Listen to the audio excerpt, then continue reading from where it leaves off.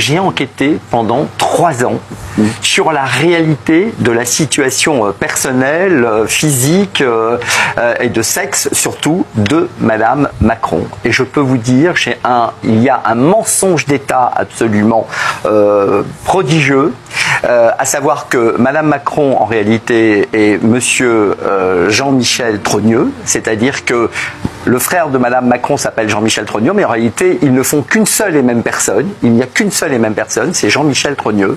Et en réalité, elle dit qu'elle est née en 1953. Or, elle est née en réalité en 1945. Et pourquoi ce changement de sexe et de date? Parce que ça cache un délit, une infraction extrêmement importante qui est le détournement de mineurs qu'aurait commis Madame Macron à l'époque à l'égard de Monsieur Macron. C'est-à-dire qu'elle était beaucoup plus âgée et donc ce délit, ce mensonge d'État qui serait couvert par la politique, par tout le monde, est quelque chose qu'elle veut dénoncer. Et elle dit, avec force d'État, donc elle s'est inventé un passé familial qui n'existe pas, elle s'est inventé un mariage avec un homme et 3 enfants. Or, cet homme, j'ai fait une enquête auprès de l'état civil d'Amiens, cet homme n'existe pas. Il s'appelle André-Louis Ozière, eh bien, il n'existe pas. Il n'est pas le père des 3 enfants. C'est elle qui est le père des 3 enfants. Donc, et ça, elle le fait vraiment pendant 4 heures. 4 heures, elles discutent ensemble. Et ces 2 femmes, eh bien, ont comparu devant le tribunal beaucoup plus tôt qu'il n'était prévu, puisqu'au départ, elles devaient comparaître qu'en 2025. Mais l'avocat de Madame Macron, Jean Enoki, est venu dire au tribunal, c'est pas possible, il faut vraiment que on passe beaucoup plus vite parce que ça commence à prendre une ampleur internationale incroyable, c'est viral et il faut que ce soit jugé très vite. Et là, devant le tribunal, tenez-vous bien, ce qui a été demandé d'abord, parce qu'on a tout fait pour retarder ce procès, comme on peut le faire parfois avec succès, il a été demandé notamment à ce que tous les magistrats soient récusés. Aucun magistrat ne pouvait juger de cette affaire dans la mesure où le président Macron, c'est lui qui nomme les magistrats sur évidemment conseil du Conseil supérieur de la magistrature, et dans la mesure où il est bien le mari de la victime et le beau-frère de l'autre victime, le frère, eh bien il faut récuser tous les magistrats et donc cette affaire ne sera jamais jugée. Très chers frères et sœurs, nord au sud, de l'est à l'ouest, bonjour, bonjour, bonsoir. Danny Scorpio, votre aiguille de conscience, a décidé de porter ce dossier, surtout sur le plan africain, pour que vous les Africains, vous compreniez, vous compreniez où on va et quel choix il faut faire. Il faut rappeler ici, je n'ai point de problème avec les transgenres. Je n'ai point de problème avec les homosexuels et tous les sataniques. Chacun choisit sa route sur cette terre et bien voilà. Le problème, c'est qu'il faut rétablir la vérité. Vous ne pouvez pas avoir un gros mensonge comme ça au milieu de nous et qu'on se dise basta, parce qu'il n'y a rien à voir. Finalement, on ne sait pas de quel monde nous allons choisir.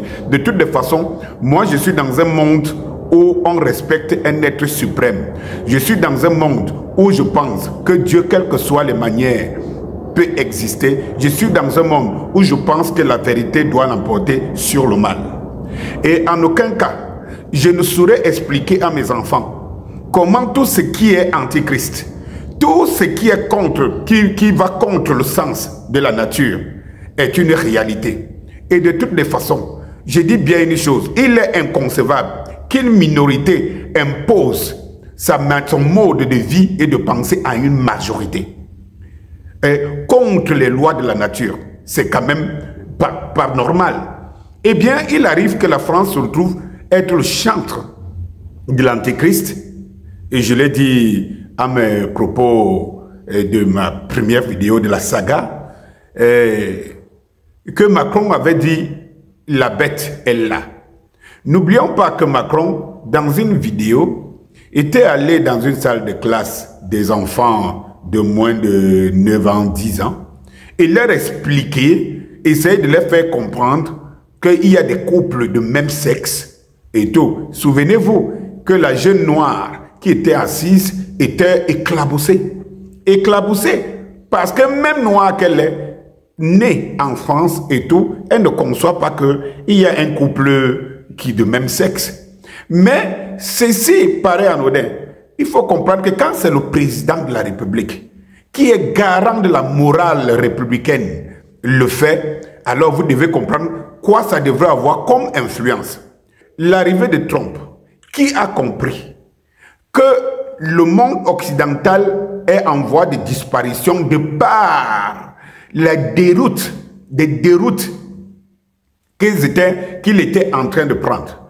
A compris qu'il fallait sauver l'Amérique. Et les Américains l'ont compris. Parce que contrairement à toutes les, je veux dire, à tous les sondages, Donald Trump est arrivé en tête et a raflé toutes les chambres. C'est inédit dans un pays comme les États-Unis d'Amérique, un pays démocratique.